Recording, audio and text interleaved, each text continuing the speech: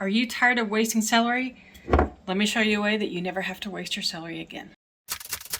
Hi folks, it's Darcy from the purposefulpantry.com. Welcome to my channel. Today I'm going to teach you how to dehydrate celery, how to save those leaves for seasonings, and how to make a really different whatever seasoning mix. I would consider this being sort of like a poultry mix, just a little different. So I'm going to show you all three of these things, plus the need for blanching or not, walking you through how to see that. So let's get started.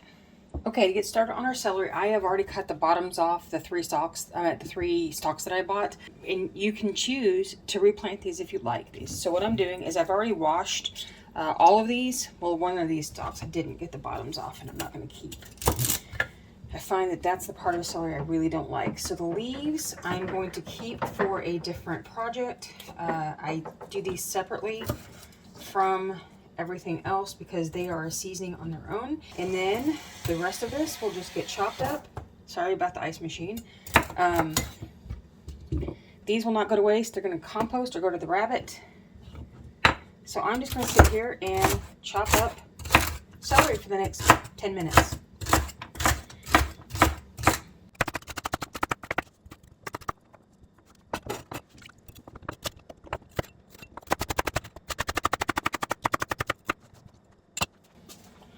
All right, I'm doing this because I'm going to show you stuff in my kitchen. The difference between blanching celery and not blanching celery for the final product. I don't bother blanching. We don't eat a ton of celery this way, and so I don't worry about blanching it. But what happens if you don't blanch your celery? The final product can be a little rougher and tougher than if you blanch it or fully cook it and then dry it. Then you get a softer texture at the end that that may be more pleasant for you. A lot of people will say when they dehydrated celery and then they used it in a dish, they didn't like how it turned out because they didn't blanch it first. So I'm going to show you the difference in the texture of both of them, although for the most part mine will be all dehydrated raw. Now what happens with blanching is that I'm going to put this into a boiling pot of water and let it come back to a boil, have it in there for 2 minutes, then immediately dunk it into an ice bath, and that stops the cooking process. And what blanching does is it stops the enzymatic process that causes food to start to degrade. So what you'll find is that if you do a ton of celery and you don't blanch it, over time your celery may start to turn white because it's losing that color. But it also changes the texture of it. So you need to make the choice. Do it both ways, see which way you prefer, and then forever then go off and do the way you like. So, but I'm going to do the bulk of mine raw, but I'm going to blanch this set. Okay, so now after we've blanched, I'm going to continue chopping this.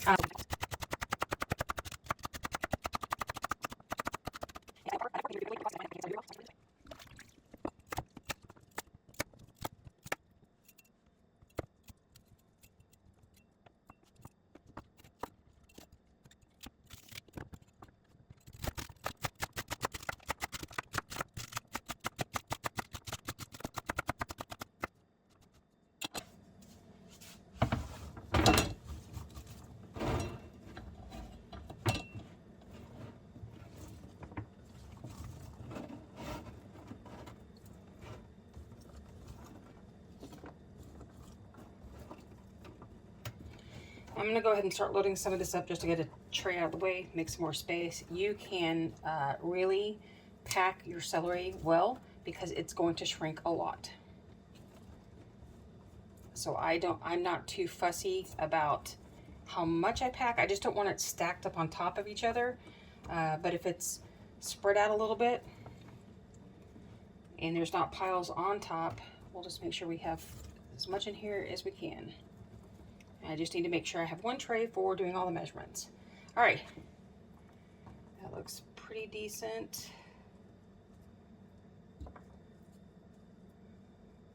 And I also don't fuss too much about anything being on the edge and if it falls through, because I'm going to have a catcher at the bottom of my machine that will catch everything anyway.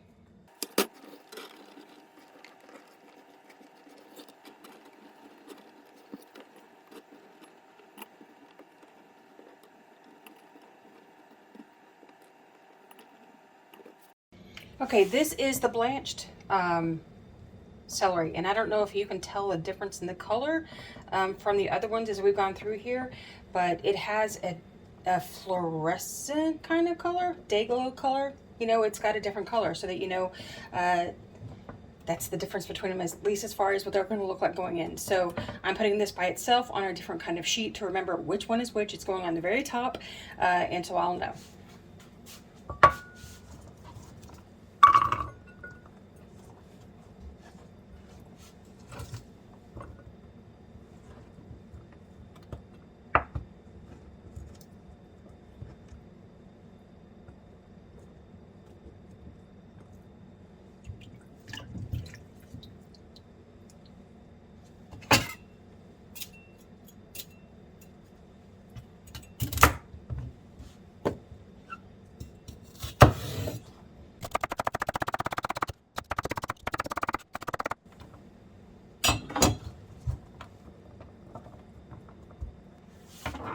Okay, so this next tray is going to be where I measure and then where I do the leaves. So we're going to do the leaves just like this. We're going to let them just pile in on this side. I'm not going to bother doing much to them at all. I did not blanch them. They are just going on just like this, okay? Now, for this side is going to be 1 cup of celery.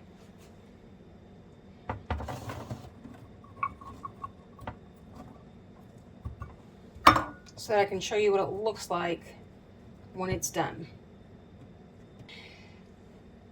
I should have done this by ribs, so like 1 rib equals this much celery, except ribs are all different sizes, and I know that recipes either call for a rib or they'll call for a stalk, which a rib is the single portions, the stalk is the whole portion.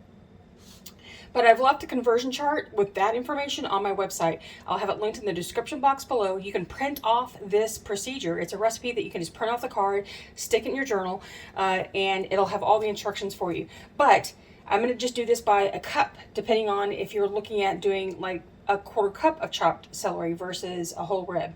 So I'm going to do it a different way this time. So this is going in, and then we are good to go, because the rest of this is either bad or it's mostly the white stalks, which we don't like, so I'm not going to do it. That's going to go in the compost. And just as a reminder, compost is not wasting. Compost is helping you grow more food. So never think that, oh, I can't use this, I'm wasting it. If you're going to put it in the compost pile, that's a good thing. All right, so here we go. We have time and temperature. My temperature is going to be, oh, get it back down, well under 125 is where it's suggested. I keep it about 112, just because I like to try to keep more nutrients in this if possible. So under 115 keeps it raw. It does mean it's going to take a while longer to dry, but I'm fine with that. Then our time is going to be, no, that was the temperature. Our time, I'm just going to run it up because I don't care about the time. I just wait until it's dry and then I pull it. So here we go. And so you'll see vegetables are for, it's 125, but to keep it raw, I'm keeping it, well, 1 under 115 is actually the thing. Raw and ferments need to be at 110, but anything under 115 is considered in the raw. So there we go. All right, we're going to stop this. And remember when I told you this stuff shrinks? Look at this. Do you remember these things were piled with celery? This is how much it shrinks, because it's so much water.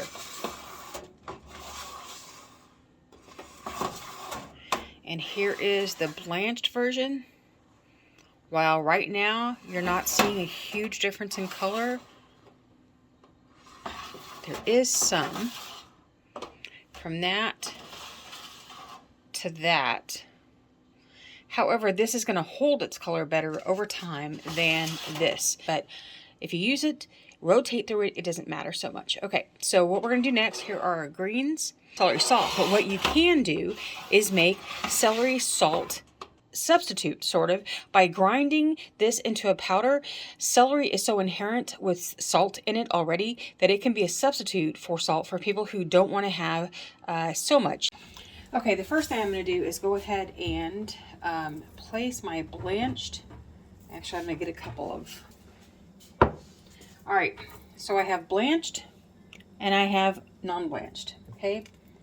These are blanched, these are non-blanched. That is a difference. You've got more yellowing here because you cooked them some not all through, but you cook them a little bit, and then you have non-blanched here.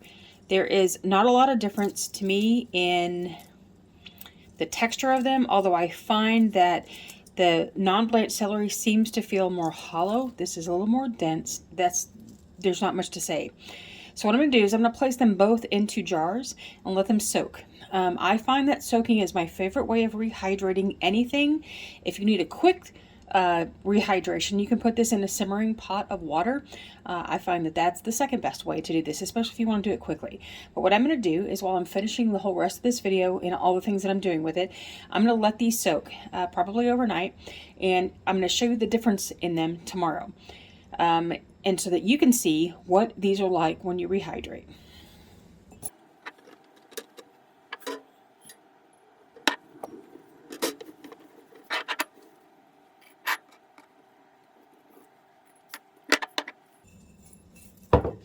I'm just trying to get a similar amount so that we don't worry about that was more in that one than this one. So I'm going to fill these up with some water from the refrigerator since it's filtered, and I will be back in a minute. Some other differences that you can see here. These float, these do not.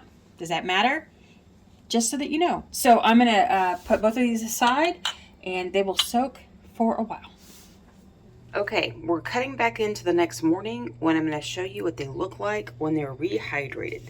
This is the blanched. This is the not blanched. That's what they look like when they've rehydrated. This one still floats a little bit. This one is fully waterlogged. This is still rehydrated as much as it's going to be. It's taken on all the water it's going to take, but that's just the way they look. Now I'm going to show you what they look like on the plate so that you can see the fork tenderness. These still have a toothy bite to them.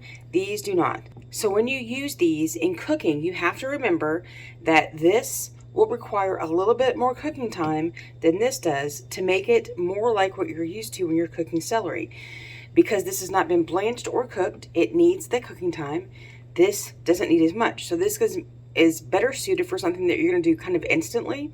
This is better suited for something that's going to simmer for a good long time. For me, I prefer the color of the non-blanched, but these are cooked, so that's, you know, that doesn't matter. Over time, these will lose their color. If you store them for long term without being blanched, these will not. So this is really going to be up to you. You can see how these still look really fibrous and these not so much because the fibers have sort of been cooked down a little bit when the blanching happens. So that's the difference between the two. Okay, the next thing I wanted to do was show you the difference between fresh and dry. Okay, when I originally cut down all of my celery, I cut an extra cup worth so I could do this experiment so that you could see the difference between 1 cup of celery to 1 cup of dried celery. The thing is that I let this soak in water because I didn't want to let it dry out and get brown while it was sitting around waiting. So the volume has increased because the celery absorbed more water. So this final test here is not going to be true because that's the thing about doing it by volume versus doing it by weight. And even by weight, this would be a problem because I would have weighed it before the extra water versus after. So know that weights, unless you're backpacking and have very specific needs to have everything measured precisely, weight or volume is pretty adjustable when you're cooking. Not when you're baking, but when you're cooking. So don't fuss over those differences. So I'm going to show you really quickly. I'm going to be optimistic, but I don't know which one this is going to fill. But I did this one specifically to show the difference in volume. Here we go. We have 1/4 here. That's not even a whole quarter. Okay, so the general rule of thumb when you're doing measurements at the end is 1 cup of fresh equals 1 cup of dried equals 1 tablespoon of powdered. But that is just a general rule of thumb, and it will be affected by how large you cut your pieces, the water content of those pieces, and other things. So this is only probably 1/8 of a cup. 1 cup of dried, 1 cup of fresh, okay, is only about 1/8 of dried because this one shrinks up so much when it dries compared to other fruits and vegetables that there's the difference here, okay. I also did a different graphic here that I'll leave down in the comments below on the website so that you can see how that worked out. But I just wanted you to see the difference in what was more of an even cup of celery. Remember, this absorbed more water last night, so it's taking up more volume, to dried for the same amount. All right, so you might ask, how would I use celery leaves? When you're making up a poultry seasoning, like any kind of poultry seasoning you might do as a DIY, instead of adding thyme or marjoram or any of those, you can either substitute it with celery or add the celery to it, because really seasonings are, you can change them up any way you'd like. This would make a bright addition to the flavor that's in it.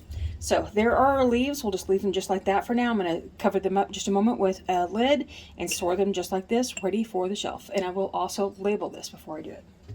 All right, for the rest, I am putting all of my dried celery into a container for conditioning.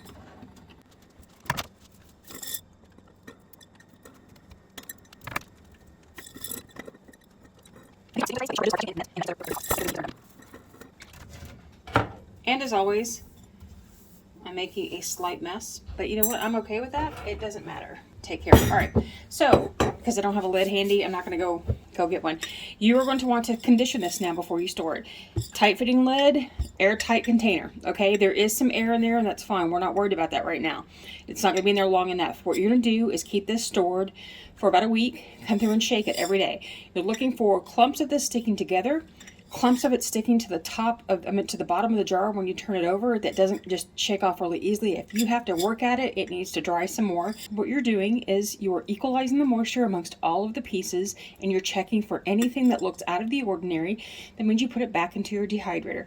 After your 5 days, if everything looks fine, you can store this in an airtight container that's the right size. I would actually store this in a smaller jar when it's time.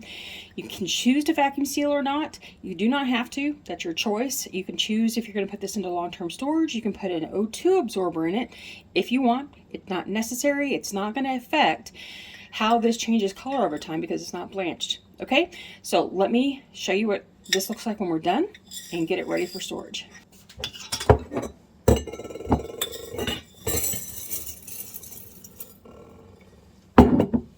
Okay, because we're going to pretend like I've already conditioned all this, because I did dry this for way longer than it needed. Drying time for this should be under 10 hours, even at the lower temperature. It dried overnight into the next morning, just because I needed to make sure it was dry before I did this demonstration so that you could see how it works.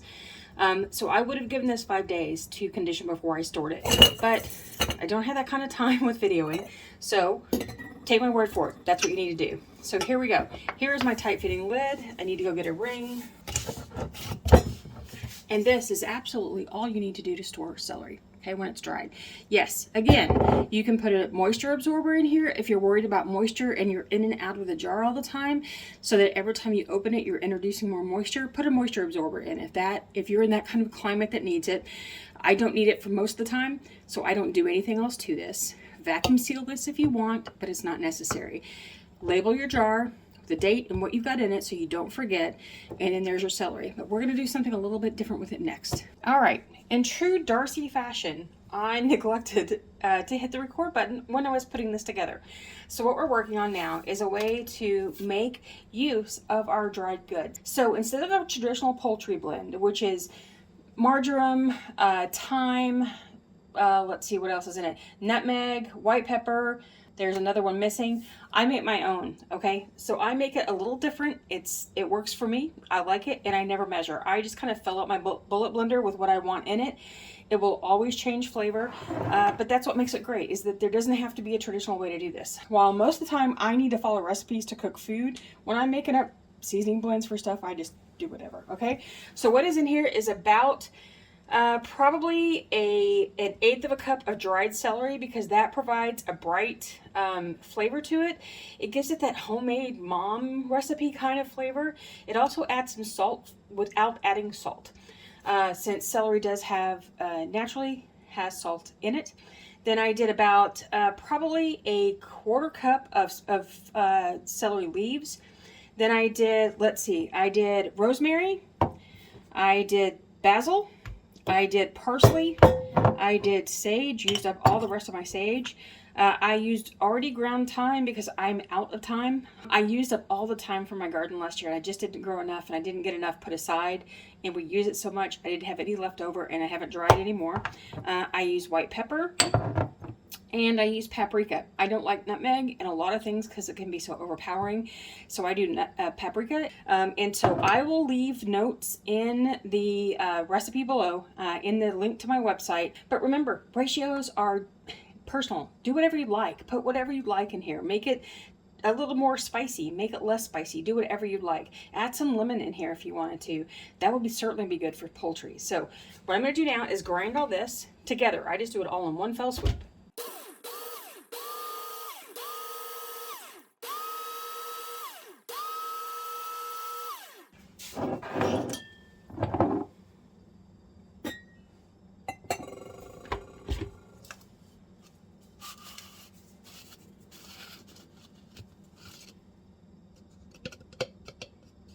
Oh my gosh, this smells so good. Oh, it's a little Thanksgiving-y. This is my grandmother's house at Thanksgiving. All right, so again, that didn't make a ton because you're grinding everything down. But you could easily double, triple, quadruple any of these recipes that you want. Make as much of anything as you'd like. I went a little heavy on the rosemary and the pepper, but that's fine because I can just add a little bit of something to it when I'm putting it on the chicken, and it will help. I think what I want to do is add a little lemon powder to this and make it just perfect. So I'll leave the recipe for it down below in the description box, and you can do that as well. So here is your celery poultry seasoning, and watch right here for the next video on the Learning How to Dehydrate series. And I'll see you again next time. Happy dehydrating.